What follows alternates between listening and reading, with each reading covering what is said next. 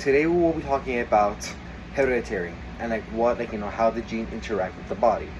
So for starters, it's really called simple Mendelian hereditary, and that's just how the body works. Like, it's something that some guy made back in the time, like how he was created, not created, but how he discovered it.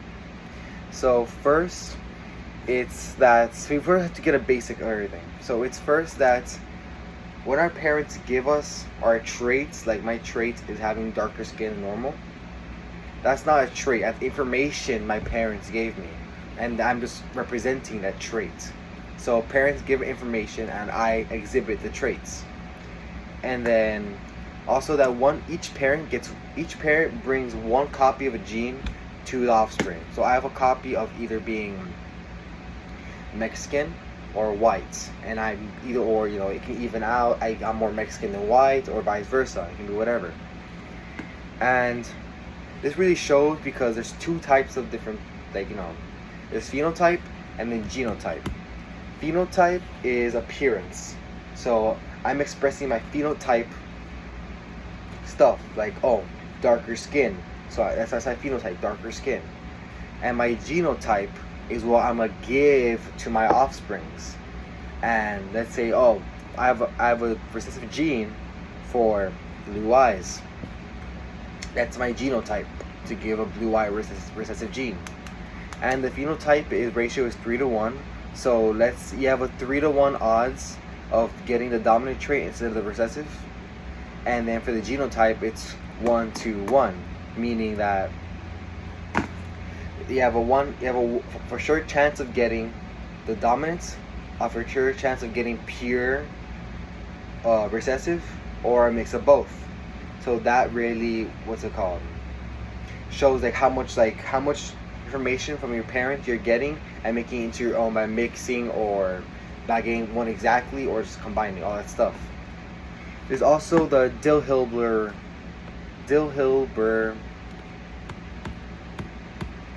cross, which is just a 9-3 to 3-1 phenotype ratio. And phenotype again is our appearance. So it has a 9 chance to exhibit the dominant trait. Let's say my dominant trait is I have very in eyes. That's my dominant trait, and I have a 3 chance to exhibit. Let's say I have to exhibit extremely big eyes or extremely small eyes, and I have a 1 chance of having no eyes at all. Let's just say, for example. So that's what it is really. So if both parents have an extremely recessive gene, that would be the 1 chance. And the more chances that you have to combine, that'll create the 9-3 to 3-1 ratio. There's also Punnett, this is using a Punnett square, and Punnett squares are just ry minus. So you can combine like that to be capital R, capital Y there, capital R, lowercase y here. So it's just a bunch of able to combine many stuff, especially. And then there's also, apart from the simple Mendelian hereditary system, there's also a non-Mendelian mechanics of inheritance, and that is really when everything starts to take place. This is where we understand where everything comes from. So there's 5. There's polygenic, pleiotropic, and environmental factors, epistas, linkage, and gene dosage. We'll go over them real quick, just a summary overview. Polygenic is just more than one gene affects a trait. So more than one information from your parents will affect the gene. It just shows in skin color.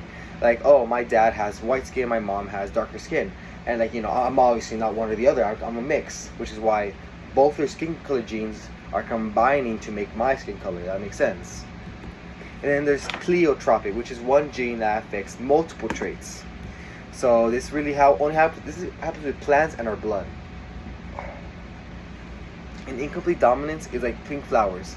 Pink flowers aren't really rare. Are really rare because the dominance of the gene of red isn't shown, so it becomes pink with the white.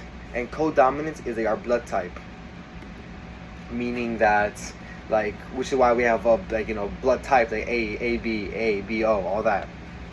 And then we have environmental factors that usually just like, the environment affects the genes. Like polar bears, they shed a lot of hair in the summer because it's too hot, and when it's the winter, they grow more fur. And then there's epistis, which is interaction of genes that alter phenotypic ratios. So for instance, different enzymes can react with my coding. So let's say I have siblings. One of them has brighter hair than me. Why is that? If this come from the same genes, that's because epistis is the mechanism in which different enzymes activate different things. So let's say I have the enzyme. I was going the route for lighter hair, but an enzyme stopped it and made me go to black. Except for my sister, she didn't have that enzyme to stop it, and she ended up with the lighter hair, or vice versa. Then there's there's linkage, and linkage is just traits that come from the same chromosome. So let's say this is a chromosome right here. This right here is for skin color. This right here is for maroon eyes. This right here is for brown eyes. And like usually this is mainly for animals and plants and bugs as well. So like everyone has linkage in their body. And then sex linkage is just like X and Y chromosomes and all that. And that's it. Thank you.